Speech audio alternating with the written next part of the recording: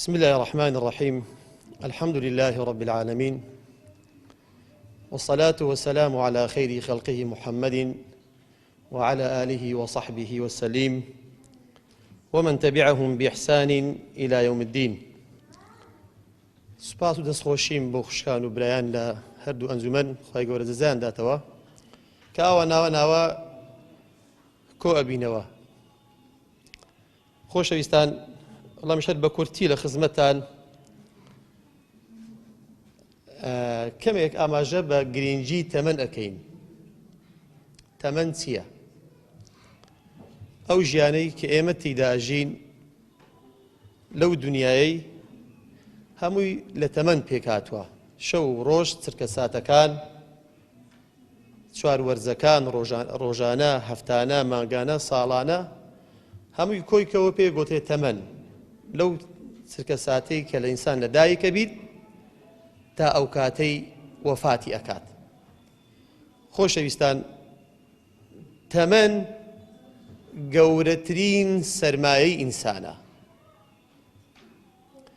گرنگترین سەرمایەی ئینسان بریتیە لە تەمەن. هەر ئەو ئینسانەی ئەتوانێت بەو تەمەنەی کە هەیتی زۆر یان کەم ئەتوانێت خوا لە خۆ ڕازی کات و ئەشتوانێت خوا لە خۆ بڕەنجینیت. تەمەن شتێکە دووبارە بوونەوەی نییە. ڕۆیشت تەواو. دەستخۆشی لە ئەو کەسەی کە توانی ئەو چرکە ساتەی تێیدایە ئەو لەحزەیە بیقۆزیتەوە و لە شتی باش بەکاری بینی. هەمومان بە مروری زەمن چەندین جار پەشیمانین دەربڕیە لەو چرکە ساتانەی کە لە دەستن دەرچوون کە هیچمان تێدا نەکردیە. هەمومان ئەو حاڵەمان بەسەردا هاتیە. بەڵامی لە هەمویان ئاقڵتر ئەو کەسەیە کە پند وەرئەگریت ئەو تەمەنە زێڕینەی کە ئەمانەتێکە خوای گەورە بە ئەمانەت لە لای ئێمەی دانایە و بە ئێمەی سپاردیە و ڕۆژی قیامەتیش یەکەمین پرسیار لە تەمەنی ئینسانە. وەکو پێغەمبەری خوا فەرمێت عەلەیهی السەڵاتو وەسەلام: لا تزول قدم عبد يوم القيامة حتى يسأل عن أربع. يكمنيان عن عمره فيما أفناه. همو كسيك الإيمو بساري لأكد يكمين برساري هشتاني لساعي محشار هيس كسيك هنگاويك ناويت راوستا ولا شويني خوي حتى تشوار برساري لينكتد يك لوانا تمانا. ئەگەر تەماشای قورئانی پیرۆز بکەین ئەو ئایەتانەی کە ئاماژە بە وەقت ئەکەن کە خوای گەورە بە چەندین شێواز و جۆر و تەعبیری قورئانی خوای گەورە باسی کردوون، هەمووتان ئەزانن، تایبەت هەمووشیان کەتونێتە سوورەت جوزئی عەممە، پێی ئاشنان. بەڵام ئەگەر تەماشای ئەو فەرموودەی پێغەمبەری خوا بکەین عەلەیهی سەڵات وەسەلام کە سەدان زار گوێمان لێ بووە کە فەرمێت: ئیغتەنیم خەمسەن قەبلە خەمسین. پێنج شت بە دەستکەوت بیزانین، بە هەل بیزانین، بە فرسەت بیزانین. بەر لەوەی پێنج شت ڕوو لە ئینسان بکەن. یەکەمیشت ئەفەرمێت: شەبابەکە قەبلە هەڕەمیکە. گەنجایەتی بەر لە پیریایەتی. لە ناوکۆی تەمەنیش خۆشەویستان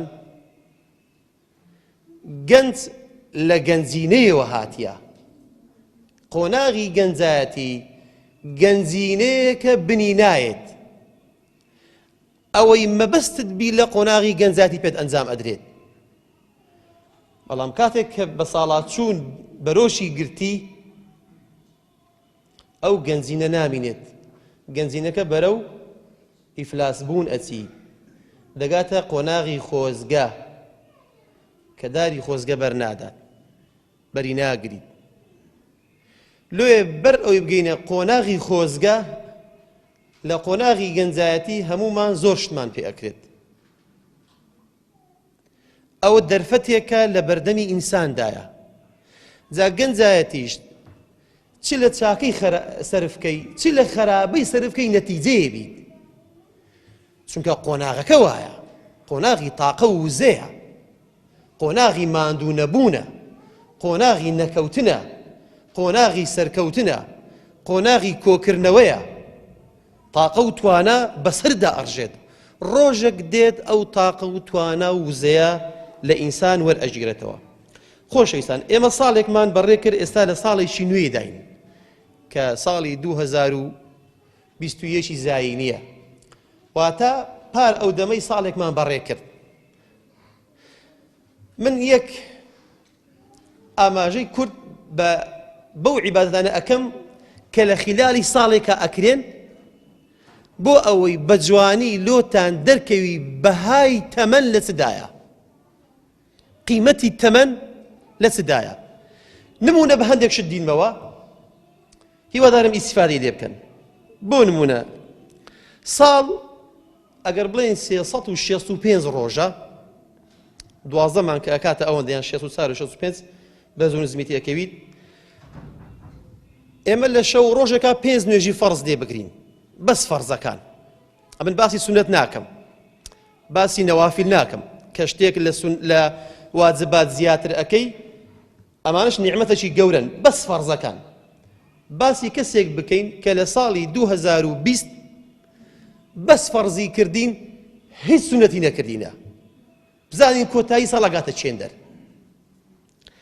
ئەگەر 365 فی پێنجی بکەین لە ساڵێکە ئەبیتە 1825 نوێژ 1825 نوێژ ئەگەر هەر نوێژێک بە جەماعەت کرابیت فی 27 بکەین یعنی ئەگە بێت و ئەو 5 نوێژانە کە ژمارەکەیان 1825 فی 27 بکەین لە ساڵێکە ئینسان لە ڕۆژێکە 137 دەرەجەی خێری دەستەکەویتن ئەگەر 137 فی کۆی نوێژی یەک ساڵی بکەین کە 1825 ئەوەی یەکسانە بە 246375 دەرەجە 246375 دەرەجە ئەتوو لە ساڵێکە بەدەست هینایە دەستکەوتێکی گەورەیە ئەگەر بێت و لە هەر نوێژێکە کە 17 ڕکعەتی تێدایە لە هەر 5 نوێژەکان مەزمیانی لە ڕۆژێکە بەس فەرزەکان 17 ڕکعەتیدایە 5 جارانی 17 بکەی دەکاتە 85 ئەگەر 85 ڕکوع جارانی 1825 بکەین لە ساڵێکە 155125 ڕکوعت بردیە ئەوە دەستکەوت نییە بەچ کۆبەوە ئەوە ئەگەر بێت و لەو 5 نوێژانە کە نۆ ئەتەحیاتی تێدایە ئەگەر بێت و نۆی جارانی فی 365 بکەین ئەتوو لە ساڵێکە 3285 لە ئەتەحیاتدا گوتیتت السلام عليك أيها النبي 3285 أتو سلام لە پێغەمبەری خوا کردی عليه الصلاة والسلام ئەوە تەمەنە ئەوە دەستکەوتە کۆی نوێژەکان خۆشەویستان لە شەو ڕۆژ لە نوێژە فەرزەکان 34 سەزدەی تێدایە ئەگەر بێت و فی عەدەدی ڕکوعەکانی بکەین لە ساڵێکە یعنی 34 فی 155125 مساویە لە ساڵێکدا 5,274,250 سوزەت لە خوای گەورە بردیە دەستکەوتێکی زۆر گەورەیە 5 ملیۆن سوزدا لە ساڵێکە کە خوای گەورەیەکی لێ قبوڵ لەوانەیە بەشەی مکەفاڕی گوناهەکان بکات ئەوە ساڵێک ئەگەر بێت و تەماشای بەس ئەو کەسەی کە لە کاتی نوێژەکانە لە دوای نوێژە فەرزەکان سبحان الله و الحمد لله و الله ئەکبەری کردبیت ئینسان لە هەر دوای هەر نوێژێکە لە هەر 5 نوێژەکانی فەرز هەموو ڕۆژێ 165 ئەتوەڵێی سبحان الله 165 الحمد لله 165 علي الله أكبر ئەگەر بێت و فی هەر پێنج نوێژەکانی بکەین یعنی 165 فی پێنجی بکەین لە ساڵێکە ئەتوو 101,125 بەس گوتیت سبحان الله 101,125 بەس گوتیت سبحان الله دا الحمد لله ئەوەندە الله أكبرش أوندا أجر بيتو في هرسيشي سبحان الله والحمد لله والله أكبر هرسيشي في 165 بكين أزاني تسندر أستن ليك سال دا 903,375 أتو بس قلت سبحان الله الحمد لله ولا إله الله أكبر أزاني هر يشكل لو ذكر أن لسر الراب وستين فضل قورويان سندا أوش هريك لخوي دا وتارشي توابي أبيتن لكوتاي وذكرانش لا إله إلا الله وحده لا شريك له كأو بوي أبت السط أوش أجبتو يكصالي حساب كين تماشاكين لصالك هزارو هشصتو بيستو بينزار قديت من لا إله إلا الله وحده لا شريك له كبيغمبري خواه فرميت عليه الصلاة هكسيك بيانيان يعني اوالان دزار او ذكر بكات وك اوي واي ككسيش لنا وكان اسماعيل عليه السلام آزاد كردبيت خوش ويستان او بس نويجي فرس او يكسال اي او كسيك بس سنتي راتبي عفدر كعتبن همان او جمارانا ديبار ابنوا اجا بس سنتي الرواتب بكي اواني كموكدن اواني شان عفدر كعتن تماشي كسيك بكين أقل لصالك دا كسيك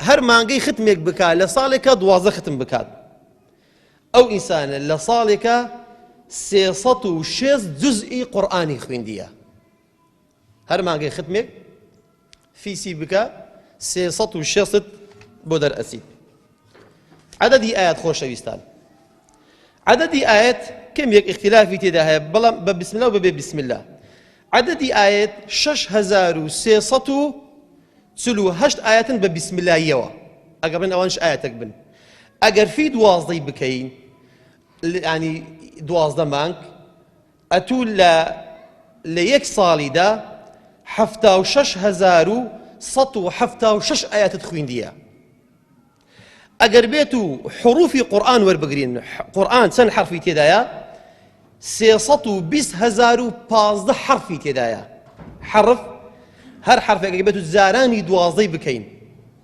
أزاين سندر أسيتن 3,840,180 حروف أقر هر حرفك يك صدقة دس كويت بس يك أو أنت أكاد أجر في دي بكين وكو بيغمبري خو أفرميت عليه الصلاة وفرميت أمن نالم ألف لام ميم حرفك بلكو ألف حرفك لام حرفك ميم حرفك أو جماري في دي بكين يعني 3,840,180 حرف في دي بكي أجيك بدخوا أبو حساب كاتن لصالك أتو 38,401,800 خير دسكتيا 38 مليون صدقة لختمي يكسال يعني أجر هر مانجي ختمي كردبي دوازة ختمة كردبي خوش إنسان أو الثمنة أو الدسكوتة 38 مليون